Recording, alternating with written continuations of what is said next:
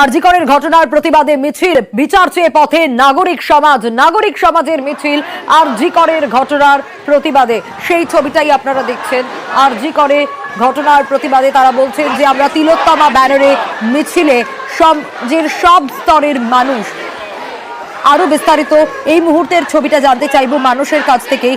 মানুষ মিছিলে স্বস্তিকা, চৈতি, লগ্নজিতা, উষসী সহ অন্যান্য অনেককে দেখতে পাচ্ছি। এই মুহূর্তের ছবিটা একটু জানতে চাইবো তোমার কাছে।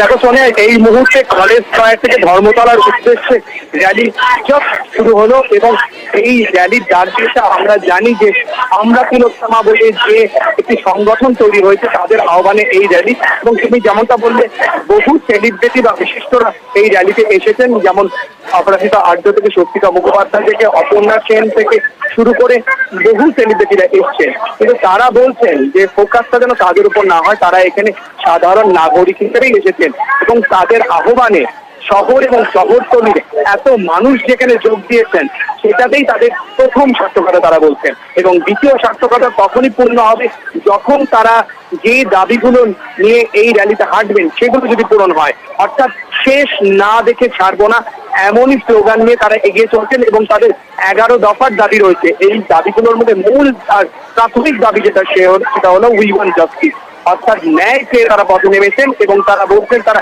শেষ না দেখে ছাড়বেন না। সেলিব্রিটি থেকে সাধারণ মানুষ, যে সমস্ত মানুষরা এই র্যালিতে যোগ দিয়েছেন তাদের প্রত্যেকের কিন্তু এটাই দাবি যে তারা শেষ না দেখে ছাড়বেন না, অর্থাৎ ন্যায় বিচার যতক্ষণ না পাচ্ছেন নির্যাতিতার পরিবার ততক্ষণ পর্যন্ত তারা এই লড়াই চালিয়ে যাবেন।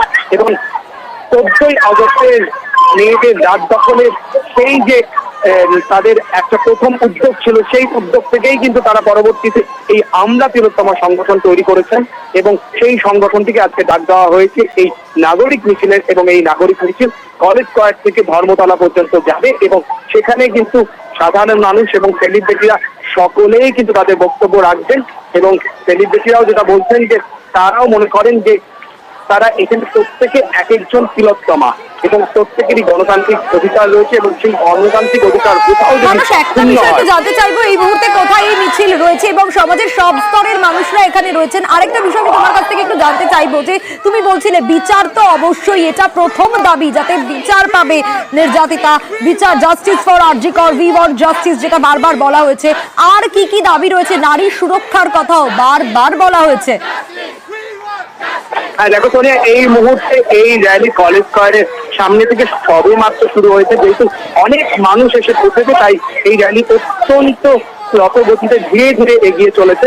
কলেজ স্ট্রিটেই রয়েছে এই মুহূর্তে এবং ধীরে ধীরে এগিয়ে চলেছে।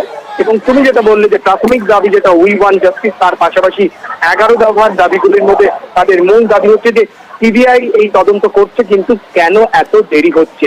তাদের বক্তব্য জাস্টিস দিলে মিন্স জাস্টিস ডিনাইড। দ্বিতীয়ত আরেকটা দাবি হচ্ছে যে নারী সুরক্ষা নিয়ে কি ভাবছেন, অর্থাৎ নারীদের যে সুরক্ষা রয়েছে, নারীদের যে সুরক্ষা দিন প্রতিদিন তারা দেখছেন যে কোথাও না কোথাও বিঘ্ন হচ্ছে, তারা সুরক্ষা পাচ্ছেন না, সেই সুরক্ষার দাবিতে তাদের এই র্যালি। তৃতীয়ত তাদের আরেকটা মূল দাবি যে নির্যাতিতার পরিবার যতক্ষণ না পর্যন্ত জাস্টিস পাচ্ছে তারা কিন্তু এই আমরা তিলোত্তমা সংগঠনের মধ্যে দিয়ে কিন্তু তারা অত্যন্ত সুসংগঠিতভাবে তাদের এই আন্দোলন চালিয়ে যাবে। এবং আজকের এই র্যালি কিন্তু শুরু বা শেষ নয়। তারা বলছেন যে এরকম আরো র্যালি, আরো এরকম সমাবেশ তারা ভবিষ্যতেও করবেন যতক্ষণ না পর্যন্ত ন্যায় বিচার পাচ্ছেন। আরো একটা মূল দাবি যেটা রয়েছে যে চিকিৎসা কেন্দ্রকে ঘিরে যে ধরনের অরাজকতা সামনে এসেছে তারা তার প্রতিকার চাইছেন।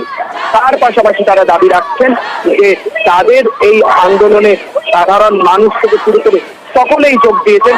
তাদের এই বার্তা তারা প্রশাসন, সিবিআই, পুলিশ সকলের সঙ্গে থাকো। আমরা একটু ছবিটার দিকে নজর রাখি, এই মুহূর্তের ছবিটা একটু দর্শকদের দেখাই।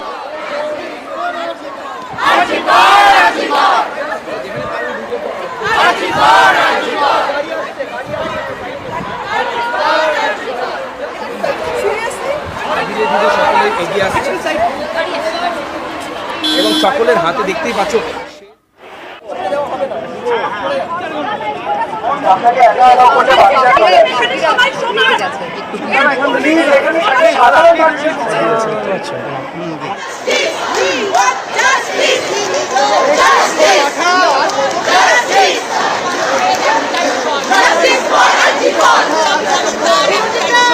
Justice for